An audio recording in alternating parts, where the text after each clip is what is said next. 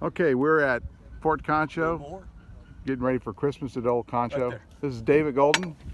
He's an ordnance supervisor, and this is a 3-inch rifled cannon used during the Civil War. And we have all the sighting mechanisms on the back of it. And you're going to show us how to aim this, because we're going to go and we're going to aim this cannon. Of course, there's not real bullets in the cannon. There's no cannonballs in the cannon. This is all for fun. And we're gonna find a building. There's the building right there. We can see that building right there with a big telephone pole in front of it. And what we're gonna do is we're gonna sight this cannon like we're at war. It's ready to go. It's ready to go. And so this could be like a Union cannon or a Confederate, because toward the end of the war, the Confederates had captured all as much ordnance. Right. On the 3-inch ordnance, the Confederacy had more in the hands of the Confederacy at the end of the war than the Union, but they were all Union 3-inch guns. Okay. All right. So this could have been on either side. So yes, whether if you play Civil War at home, you could be either a Confederate or a Union using this same type of sight. Correct. Yes, sir. Back in 1864, it's 1865. It's model 1861, so they made them from 1861 through the war, and then I think 1 year after the war.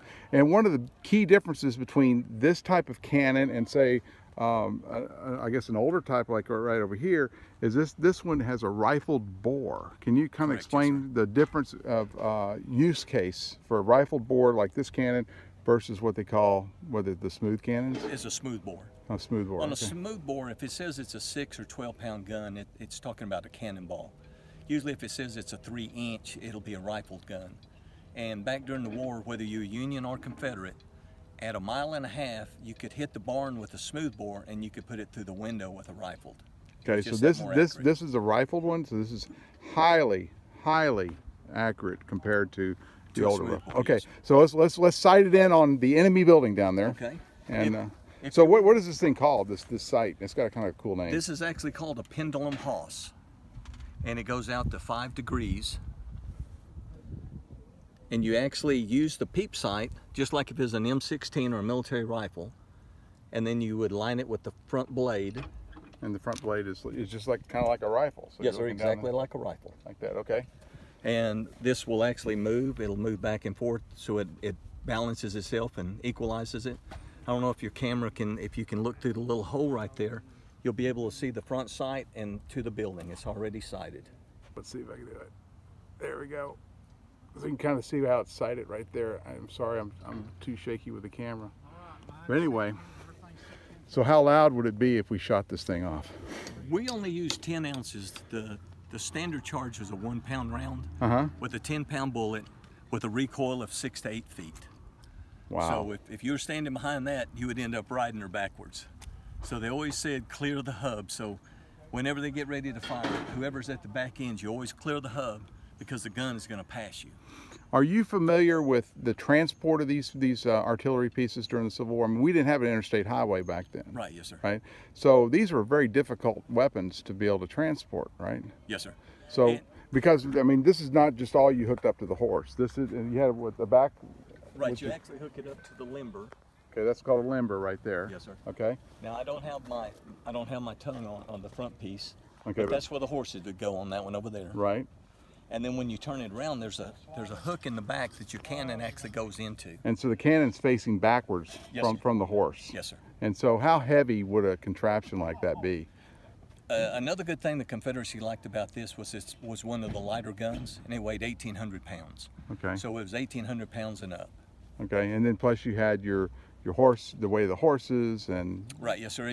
They usually tried to pull it with 8 horses. As the Confederacy started losing, it went down to 6, and then down to 4, and if you got less than 4, then the guns would go back to a depot, and it would be given to another battery that actually had the horses. They would, our family fought for the Confederacy, and they were in Savannah, Georgia, and they moved them to Vicksburg during the siege of Vicksburg, and they actually moved them by rail. So they would load the cannons, and then they would pick up the horses when they got to wherever they were going to be. I got you. So when Vicksburg fell, our family was part of the retreating with Johnson, and they made it to Jackson, and they had to pull them 60 miles, the cannons.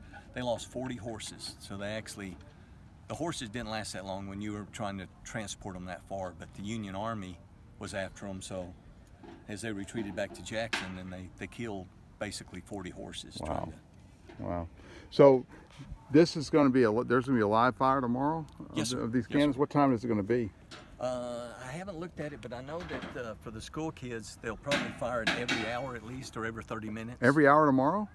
Probably, because when the school kids come through every class, they'll do it. If they normally do it, it'll be fired probably, could be on the 20-minute, depending on what they set their schedule. And you said a smaller charge or smaller shape in there and it's a dummy. I mean, it's not Yes, real. sir. It's just a powder charge. Yes. Powder charge. Yes, sir. And if so you'd like to see one, I can get you around down. Yeah. How far is it away from here? Right here.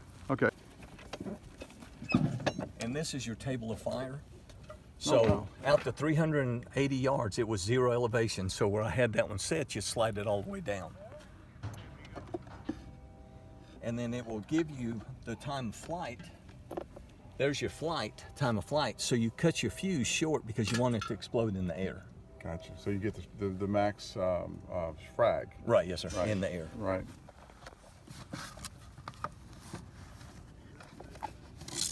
So we're looking for shape charge.